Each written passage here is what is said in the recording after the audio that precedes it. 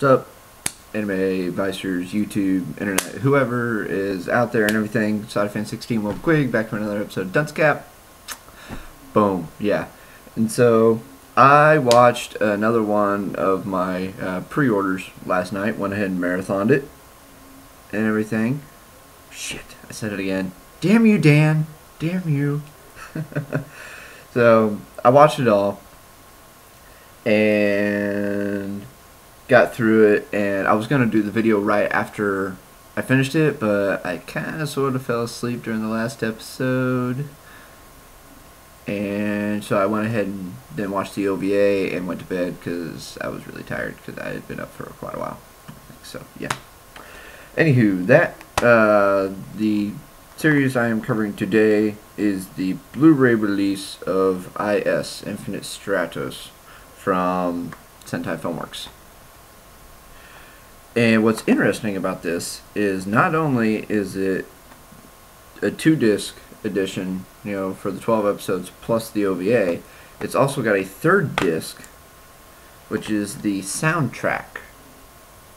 And it even comes with a nice little pamphlet here with all the songs and all the lyrics, I think. 2, 3, 4, 5, 6, 7.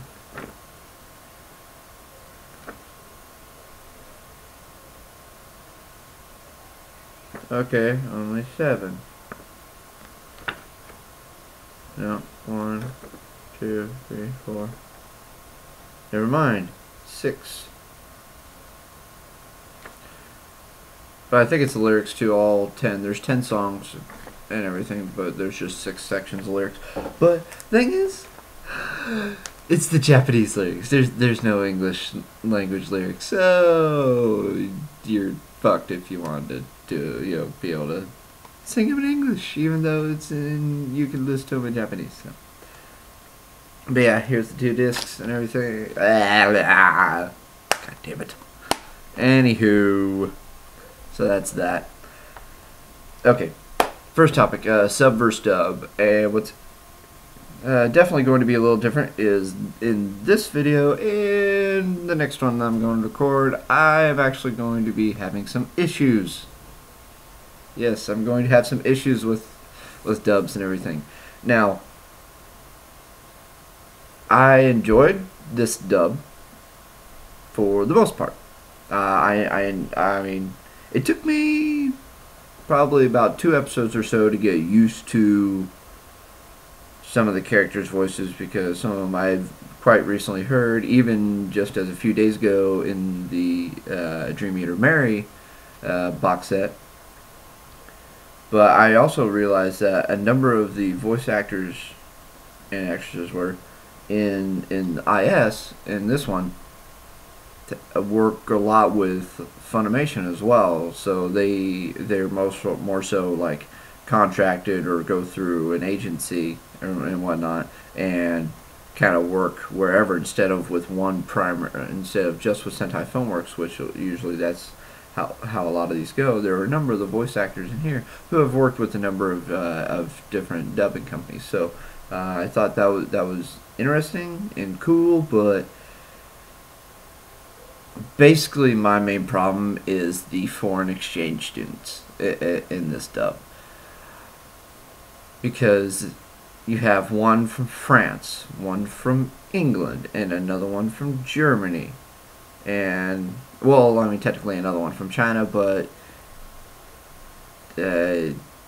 generally, you know, when it comes to the dubbing, like, they kind of do just fine with Chinese, because they just kind of just keep the same, you know, voicing accent as everyone else, all the Japanese characters.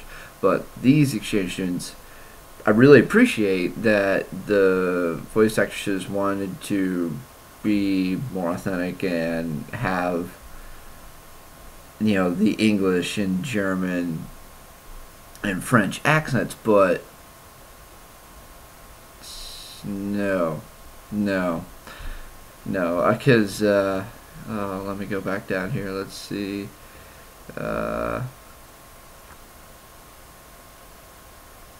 Okay, Cecilia, who is the exchange student from England, the UK.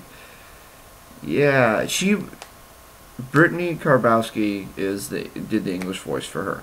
She probably did the best job because really an English accent isn't very difficult to do. I mean, it sometimes can be difficult to keep, and she does falter multiple times in the dub, but it works out fine enough.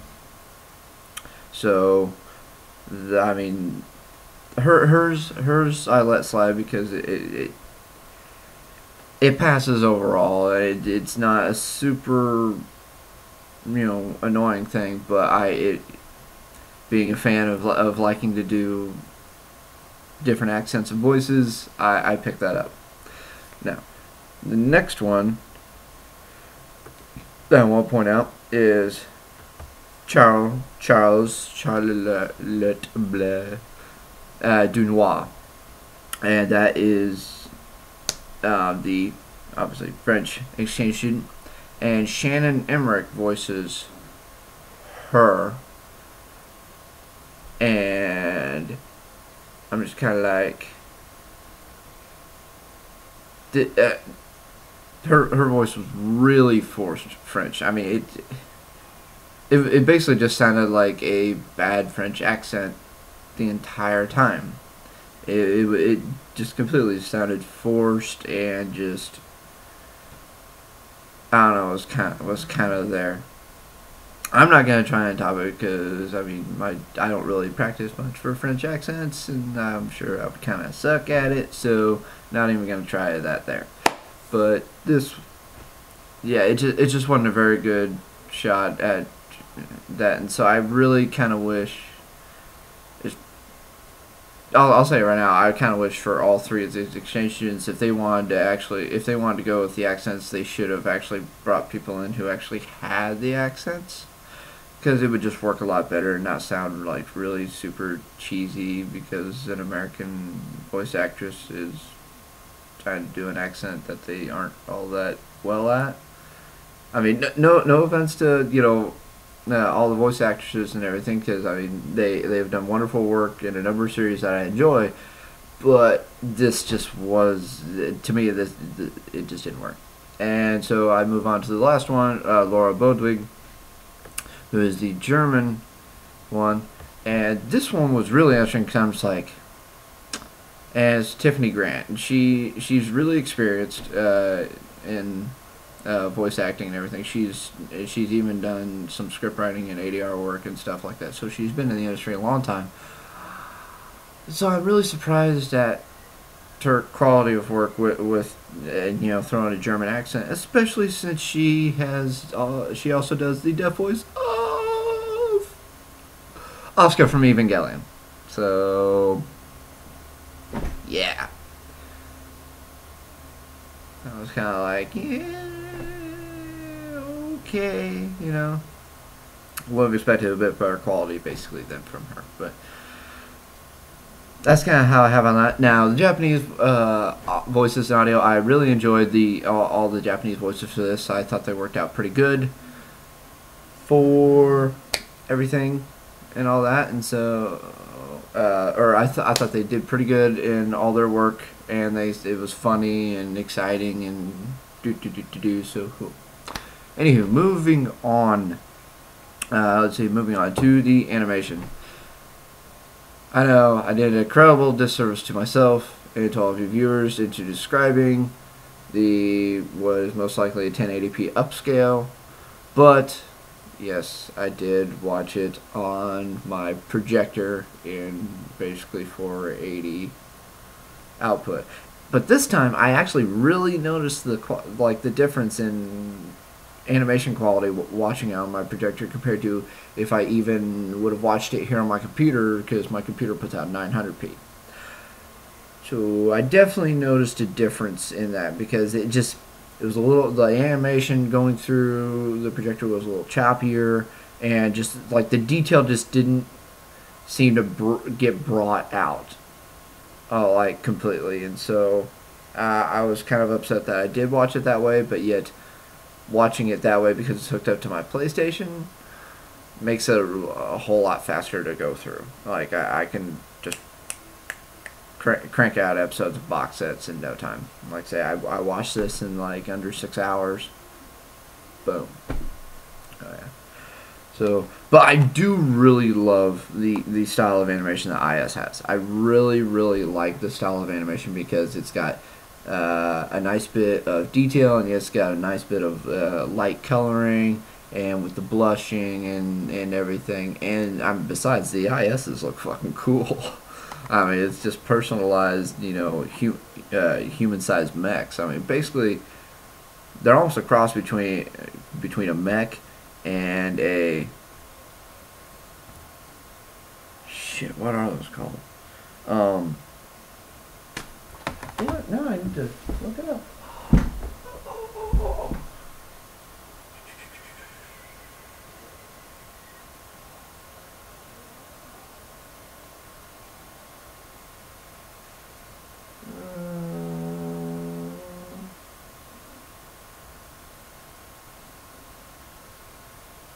Alright.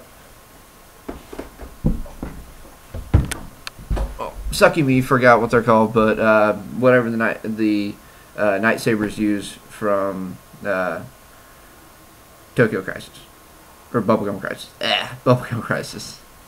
Yeah, I looked at my 2040 box set and I was trying to figure it out, but I forgot. But anyway, it's kind of a cross between that and mechs and everything. But you know, it's like personalized. I mean, it's bigger than the person, but it's small enough to where they get in, they operate it and everything. So it's really cool. And yeah, so we'll go on from there. The story, it's a very simple story. I'm actually really surprised. And no, I'll get to that later. The story is really simple. You got a boy who all of a sudden gets found out that he can operate an IS, but the thing is it's the rarest of the rare in the world because only women can pilot IS. And so all of a sudden, you know, he's like super famous and blah blah, and so he gets sent to the academy and he's surrounded by hundreds of girls, and yeah, so you know, boom, harem right there, automatic.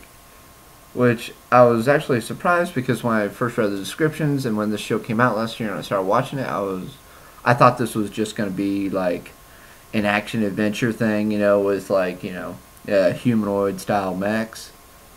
You know, that's what I thought it was going to be. And then I watched the first episode and I'm like, oh, it's a harem. I didn't know that. Yay. I'm a sucker for harems. And so yeah, so he, you know, but he's really thick and everything, and so basically, the entire story goes along with just the interactions of the students, you know, in and out of class and with their ISs and everything, and then with, God damn it, Dan.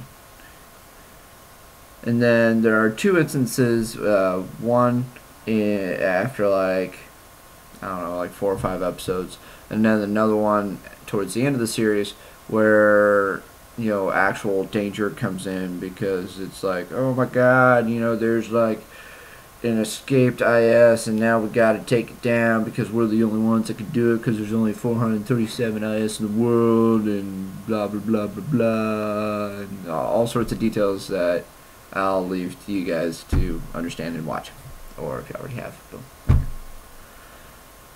So they're really in the whole, I mean, there's plenty of action and everything, but the whole adventure thing doesn't really come in, and I kind of wish there would more because they're really in a whole lot of sense of danger and everything. It's basically just a harem with some cool action fighting in an arena style battle.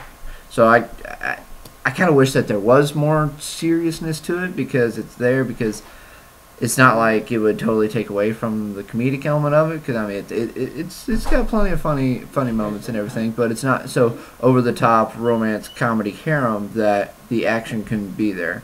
I feel like the balance could have been found, unlike, you know, how some other shows have had trouble, I think, finding the balance, such as that Arya No Scarlet or whatever one that just couldn't quite find the right balance and everything. So I feel like there could have been the right balance, but it didn't happen. Wow, I'm running really long on this. My bad. Okay, characters. You got Ichika, dude. Boom, only boy in the world who can do that. And then you got his first childhood friend, Hoki. She's good at kendo. She's kind of a tsundere, sort of.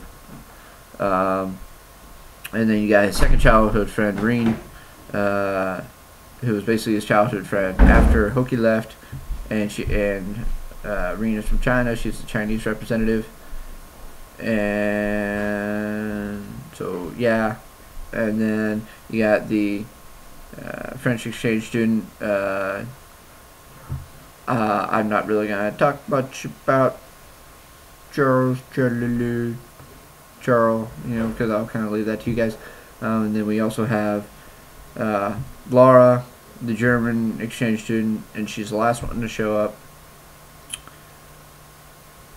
And so then that's her, and then there's Cecilia from England. She's the UK representative and everything. And so then there's each guy has 5 girls. 5 main girls after him, and let alone he's got an entire school of girls that are all like, because he's a guy. I mean, what girl want the one guy who can operate one of these? Duh. And of course, then he's got his older sister who's his teacher, and she's badass, and the girls kind of think that she's also one of their competition, so it's kind of funky a little bit. You get a few instances in there, which are kind of funny. And then and then you got another girl who's actually interested in Ichika, but she only shows up twice in the show and once in the OVA. So yeah, don't really know. I almost would like to see a second season of this, just to kind of see, because I'll get to it later. Anywho, the OVA, a little disappointed in it because it started off like it was, because usually OVAs are either take that really reserved route where it's actually like the romance comes in, it's actually really meaningful until like the very end when something goes wrong, or it's just like super duper fan service, boobies flopping everywhere sort of thing, and it wasn't either. It was basically like 2 separate sort of little stories cut together. It was like, they all meet up and then they all come over uninvited to Ichika's house and have and cook food and eat and stuff. And then it jumps to like a few days later, and then it's Ichika running around with Hoki at her family's shrine thing, and then she dances, and then they see the fireworks, and she confesses to him before the fireworks even explode, and you can hear it, he can totally hear it, and then it goes, and he's like, oh look, fireworks. One ear out the other. I was like, oh my god, I don't even know. So that's how the OVA went, and so a little disappointed in the OVA, but series overall I enjoyed. And then moving on to the anime versus manga. I have not read the manga. The manga didn't start until 2010. There are currently 3 volumes out, and it's ongoing. But the anime was primarily based off the light novel, which came out in 2009, and it currently is ongoing with 7 volumes out. Neither have been licensed in the U.S., and there has been no talk, as far as I know, of a second season. So I don't know, because it's a 12 episode plus OVA. So I kind of wish there would be more. I mean, there's definitely I've already read about a few little differences between the anime and the light novel or manga or whichever. So, but I would like to see more because it's really interesting, and because I'm a sucker for these type of shows, and I just really love the animation. It's really cool. Yeah. And Okay, so then a few random things here. They rated TV-14 for violence.